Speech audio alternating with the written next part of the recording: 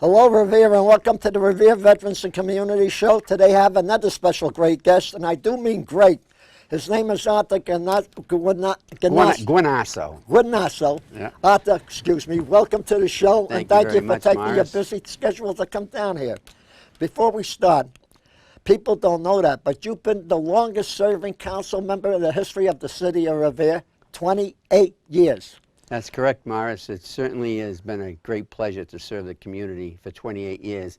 And the good thing about it is I'm looking forward to serving them for the next 28 years. And we'd love to have you, by the way. Thank you very, very much. So tell us a little, when you first started, what you've seen progress up till now. Well, I first started based on the fact that in 1960 I was a great follower of the President Kennedy. And through the efforts of President Kennedy and working on his behalf to make sure he was our president, I was inspired to serve in city government based on the fact that I saw what it did for him and what he's done for others in the short period of time that he served as president and prior as a U.S. Senator. So that gave me the inspiration to seek public office, and I've never lost the bug ever since. Right. And when you first ran for office, did you win on your first trial? I tried way back, and a lot of people in the city don't know that. Back in 1965, I ran for the school committee, and in those days they had 2-year terms and 4-year terms. So I ran for a 4-year term, and I was soundly defeated because I absolutely knew nobody. And so, but I did get my feet wet, and I did get my fulfillment of public service for a few hours. I went on cable TV and I did a couple of shows, but that took me to a plateau that I wanted to go to and seek public office again. So it was good to have you come on. And so here we are, and back. Right. Now, you have a bunch of accomplishments that you have over there, and I would rather you read them than me, so why don't you tell the folks? The accomplishment was this. Some 20 plus years ago, when I was first on the city council, I saw somewhat of an exodus of people leaving the city of Revere, and at that point it really struck me bad. I was saying, why are people leaving us great city? We have so much going for us. We have the greatest beach in the world, and it's testimony to as its condition is today. But there were many reasons they were leaving. The single largest reason that young families were leaving is because of our school systems. Not because of the educators, but because of the planets themselves, meaning that the conditions of the city schools were terrible. The Revere school in which I went to and all of my 3 children went to was in deplorable condition. You know, in the wintertime we had to wear jackets because the wind was going right through the windows. So something had to be done and to create an atmosphere of getting people back to our community. So how best do you get young families to come back to our community? You build new schools. So then a very ambitious program was initiated by Carol Ty, superintendent of school at the time, in conjunction with Mayor Tom Ambrosino. They took on a task to build 5 new schools. And, you know, they completed that task. And how it was done, it was transferred on. After a few schools were done, completed, when new mayor came in, Mayor Rizzo, and he finished the task of completing the school program. And he finished up with the beautiful McKinley School, now the Staff Sergeant Hill School. So we're proud of those schools. You know, They're beautiful. And, you know, it's testimony to the droves of people that are coming into our community. And one of the major concerns of people in our area today, and they're saying, what's with all this traffic? Well, the traffic's created by several things, and I'm going to allude to them as we speak further. But one of them was bringing all these new businesses, all these new schools, making them beautiful for our kids to attend, make it a better learning place for them to learn in. So it created more new families coming to our schools. So we got an influx of people coming in, and they were coming in droves. I mean, the word was out. They were tasking among themselves in the Boston area. Go to Revere. It's a great place to live, and it has a great school system. They all not only have good educators, but they have beautiful buildings. So that created a tremendous atmosphere of children coming into our community. Can I just say one thing to you, Absolutely. Mr. Councilor? I had Mayor Rizzo here yesterday, and he mentioned that we not only have the best superintendent in the country, or he retired now, Mr. Paul Dakin, we also had the best urban school, the Revere High School, in the whole USA. That's right. We won national attention this Right. past year, and certainly that's testimony to the fact that not only the school children, but the educators who are teaching these children to gain that kind of notoriety. And that's the type of publicity that the city really wants. They want to showcase our city to the rest of the communities and to the rest of the country that Revere is a beautiful place to live. And so we know that, so we had to encourage more people to know that. So as we went along, people would start to say, well, you know, we have a 100-year-old plus police station. Guess what? We took it upon ourselves to build a new police station, state-of-the-art police station. So we made it a public safety facility. Not only getting a new police station, we got a fire station to go with it. Can I say one thing about it? Absolutely. I worked for North Shore Steel part-time to do some design work on steels. It happened, your police station, they supplied the steel, and he would come over to me and say, like, I would do the miscellaneous iron, for example, the door jambs, the stairs, etc. on there. And I didn't realize that it was the school, you know, the police station right here and the fire station right adjacent to it. That's right. So I had a little bit to do with it. Well, that's little. great. Well, and I feel like I had something to do with it too, because based on the fact that it was mentioned and was talked about prior to 2006, I became council president in 2006. And one of my things that I had in place was I want to get a new police station. So the night that I thought we had the votes, and the night that was about to happen, I made an announcement from the council president's chair that tonight we're going to make history. And we certainly did. Unanimously, everybody voted for the new police station, and there we went. We're off and running. It was unanimous? Unanimous, and we're off and running. In 2006, we got it going, and certainly we were all proud of it, because I couldn't believe my first venture into the old police station. The chief took me around, the Chief Colanino at the time, and he took me around. He said, "This place has to go." I mean, it was raining on the through the ceiling onto the archives of all police records. Prisoners were walking out of the prison, you know, the gates, they just walk out. So, I mean, it needed help. And Right. so we certainly were proud enough to have the courage to go out and get it. And initially, the first several years, it was paid for by the surcharge on automobiles.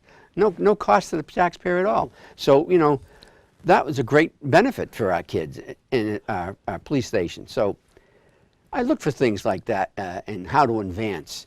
And then we were talking about, we needed a new fire station in North Revere. And we had developers that are going to build up there. And we said, you know, part of the mitigation is North Revere needs a fire station, solely needs a fire station. Why was Ward 3 Arthur Guinasso so interested in it? Because Engine 5 stationed on Freeman Street serviced all of Ward 3 up to Northgate. So that means that every time the call was called for at the fire station at Freeman Street and to go to North Revere, all of that area of Ward 3 was left unattended. You'd have to get another piece from another part of the city. I mean, time is of the essence when you're dealing with the fire Right. department. So that's why I was so anxious to make certain that that took place. And through serious negotiations, we got the fire station through mitigation, and not a penny cost to the city of Revere. So, I mean, that's Excellent. That's something that's building in the right direction.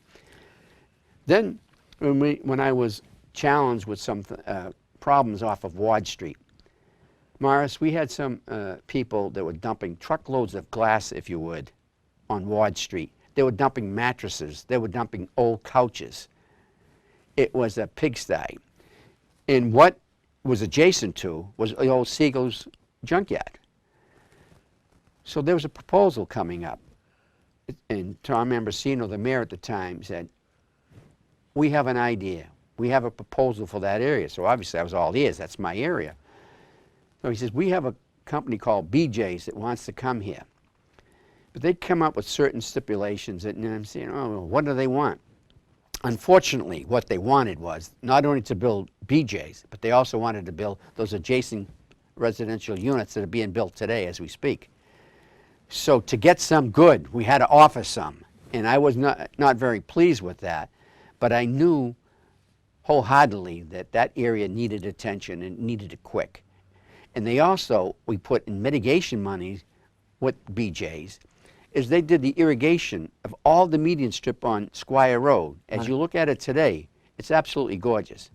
And I'm talking, when I first came on board as the Ward 3 councilor, that circle was a pigsty. In that whole area, I could just hear the people from Pitcairn Street telling me, please, do something with that area. Now I'm thinking in my mind, that's several thousands of dollars. That can't be just pulled from the operational cost of a city and just build a, something great at a rotary. So BJ's came along and we took them to task. They helped pay for that, and they paid 100% for the irrigation of Squire Road, so we can have those beautiful plants and green grass, the whole strip all the way up to Northgate. Nice there. Absolutely. It took a deplorable area and made it beautiful. Arthur, while you were on the council, all these 28 years, by the way, people don't know it, you were also born on Flag Day, June 14th. June 14th, Flag Day. We always give a flag to a military veteran or a community veteran, and you certainly are. And more importantly, a person is born on June 14th, Flag Day. Right, so here's a flag for you. Thank you very, very much. I'll tell you a story. When I was a young boy, obviously everyone would place their flags out their window, and my father would say to me, that's for you. That's your birthday. They're celebrating your birthday. Okay. So I still believe that to this day today. That's good to know. Flag out for my birthday. I'll make mention that at the senior center. The flag absolutely has a special place in my heart, and certainly my children know that. My kids gave me my grandchildren gave me a beautiful flag and a flagpole a couple of years back. And out of all the gifts I've ever received from my family or anyone, that flagpole with the flag meant so much to me. It was like incredible. And we're hosting up the flag adjacent to my home, and it was a great feeling. And the American flag right up in the air. I always tell people it's the flag that unites this country. We can all be different nationalities, but when we have the flag, we're all Americans. We can have different political reasonings. The flag comes first, and everybody has to recognize that the flag in our country comes first over any political difference that we might have and share. And certainly we know we're getting that this particular season. I hear sometimes, and I do it myself, I hear people say I'm an Italian-American, African-American, German-American. I like the one that taught me to say you're an American of German descent or an American of Italian descent or an American of African descent, etc. Well, I think that's appropriate. If you're born here, you're an American first, and whatever nationality and heritage comes from, that's also, you have to recognize that and be thankful of that. But you're first for all, you're an American citizen. That's important. Now, you being on the council for 28 years, I'd like to know, because I've lived here 65 years, and I've still got a lot to learn about the city. The big companies that are here, like Necco, Harley Davidson, I know came in while you were city councilor, Stop and Shop, Market Basket. They weren't here when you first... This leads me to another thing. I'm glad you put it out. Years back, Northgate was a stigma. Everybody, a blighted area. We used to have Allen Associates come up before the city council fighting with them, saying, look, light up the place. It's dangerous for people to go there. You had... where Price Right is now, you had it all boarded up. It was it was not an attractive area. The area was really in recognition it needed an anchor store, and it didn't have that. So under the careful eyes of Dan Rizzo, he envisioned what could go there. And he introduced the area to Market Basket. And so Market Basket came on board. And every single person in the city were applauding the efforts and saying what a great thing it was. And then Price Right was in place there, and Price Right is going to stay where they are. They're not in competition with Market Basket. Sometimes they offer a different product. For instance, I'll give you a for instance. You can get those kitchen-ready tomatoes, $1.59 at Market Basket.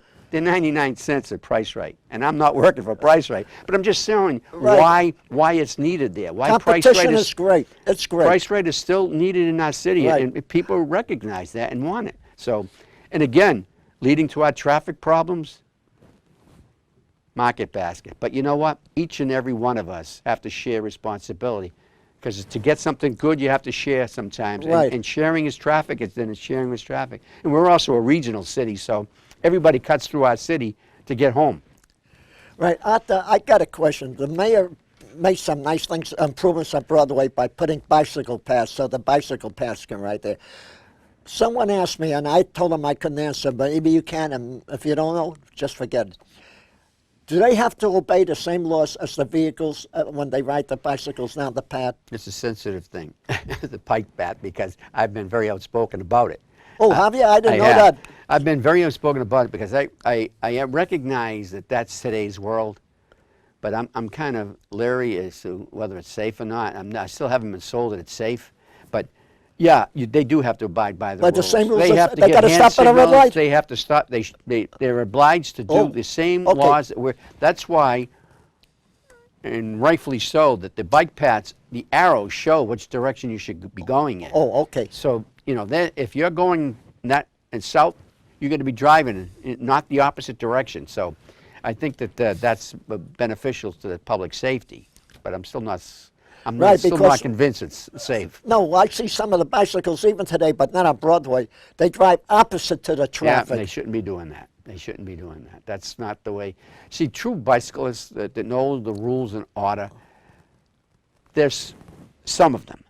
But unfortunately, a lot of the people who drive bicycles don't have a clue as to what the rules of order is for bicycling. So, and that's the dangerous part about bicycling, because it could be very dangerous. We had 18 fatalities over the last, not in Revere, in Massachusetts this past few years, and so one would be too much. But so they got to follow.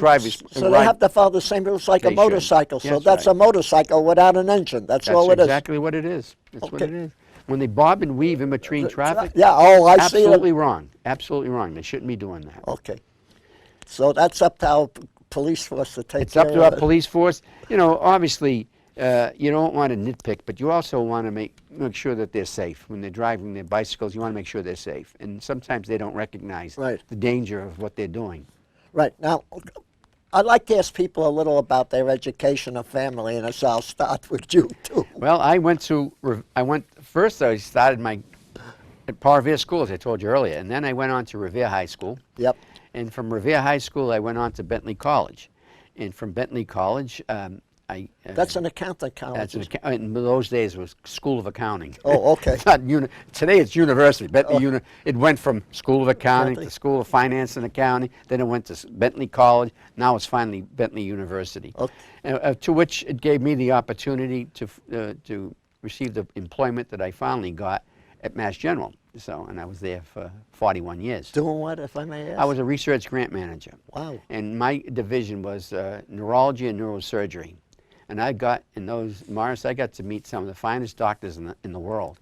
Well, it's one of the best hospitals in the world. Mass General is recognized for years as #1 in neurology, and certainly #1 in neurosciences of in psychiatry too. But the most important thing was neurology, and the basic of it was that they got the top of the class of all students from all over the country that would be attracted to Mass General because it was, top 3. Well, you got Harvard Medical School right around the corner. Medical's right out the door. Yeah. Right. And so anybody that goes and works at Mass General is certainly well qualified. And the other thing is, unfortunately, for being such a big hospital, they have the finances available to them to buy the best and most technological equipment that's possible.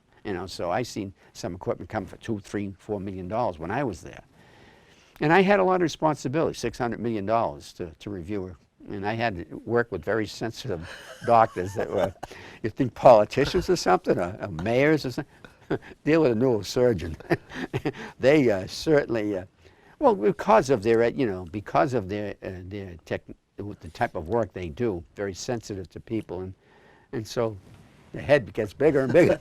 So you got to bring them down a bit when it comes to finances. By the way, you've got a nice family. We talked about some of your brothers, the military. Yes. Tell us, because we are a community veteran show too, Yeah, my brother Gene, who just passed away a couple of weeks ago. Sorry to hear that. He was how old was he, if I may ask? 86. And that's my age, by the way. Yeah. Going on 87. Yeah, he was a young man who signed into the U.S. Coast Guard and served his country in that manner. And he was one tough guy. Was he a World War II career? He was a pre-career, I think it was, yeah. Yeah, he was a real go-getter, you know, and he enjoyed being. In fact, he was such a go-getter that in the wisdom of the Coast Guard, they put him in Kitchikin, Alaska. He's trying to get in a 16 like yours truly, I understand. You know, so that's. But I'd like to diverse a bit from that. Go ahead. To go back onto and some of the new things that have been brought to the city. Waterfront Square down off of Ocean Avenue. Right. You bear in mind, Ocean Avenue is the largest single street in the city, in width and in size. It's the largest street.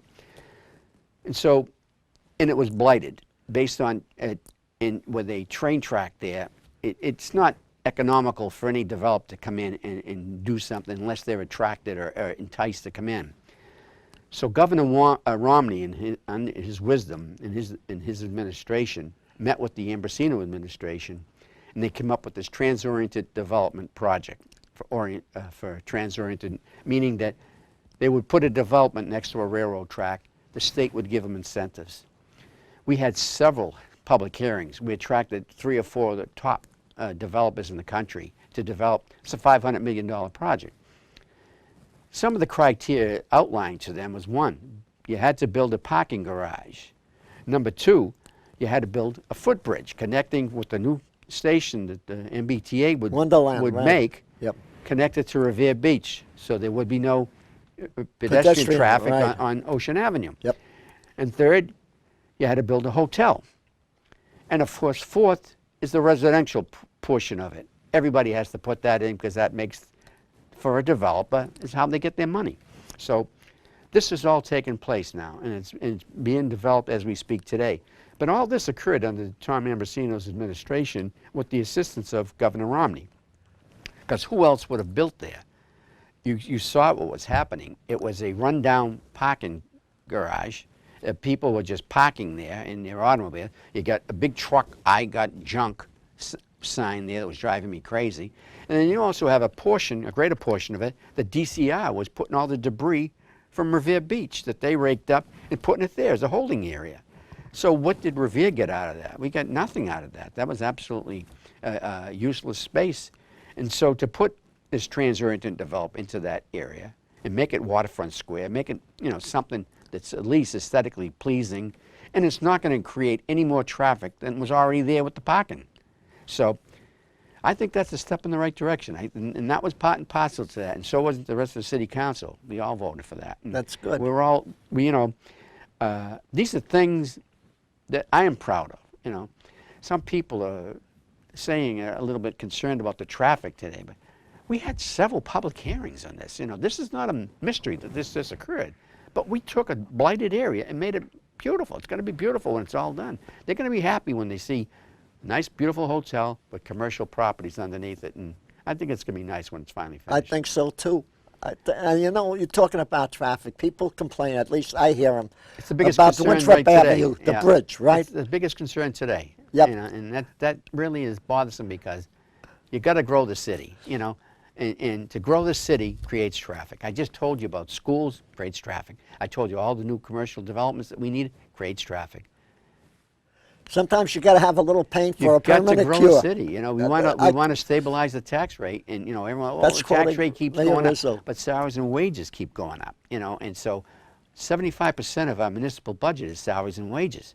So we only have 25% to work with operational costs here. That's my field. I worked on it for 41 years at Mass General, trying to explain that to neurosurgeons, but I'm trying to tell it to the electorate. This is what we have to do to grow our city. This is what it's required. So. Right. Now, Arthur, we have about 3.5 minutes. I'm going to let you take 2.5 and speak about whatever you wish, but you're going to allow me 1 minute. Absolutely. Well, I'm just going to thank the people of Ward 3 for being so gentle to me and kind to me and rewarding to me by re-electing me as their Ward 3 City Councilor to represent them. I feel that I've worked as hard as I possibly could for you. The one thing in my mainstay to success is return every call, and I do that. If it isn't the exact same day, it's the next day, unless my grandchildren get to play with some of the tapes, and sometimes they do. But I do make up for that. But it's rewarding to serve the people of Revere, and I'm proud to say that I enjoy every minute of it, and I look forward to the next 2 years serving the Ward 3 and the city in as professional a manner that I possibly can offer out, and I think I do that. And with my years of service, I think I've benefited some of the younger I think you have candidates that are running, and they don't choose to say it, but they do look for my advice. Right, and let me tell you, I'm not in your ward, but if I was, it would be an honor to have you as my counselor. Thank you, Morris. I appreciate because you it. do a good job for the city of Revere. You were a good council president. Thank you. And you change presidents, what, every 2 years? Every year. Every year. Every year. Every so year. every councilor gets a chance You to give everyone a chance to at least present themselves as the president, and And we also have young councilors like Morabito, like Jessica Janino, Yep. like Arrigo. These Yep. are all young people. all young people aspiring to go further, and then Young people, new ideas. new ideas, but they also need some veterans to guide them along the way. Definitely. Because sometimes the road gets a little rough, and you make sure that you rely on your veterans. You Right. always rely on your veterans.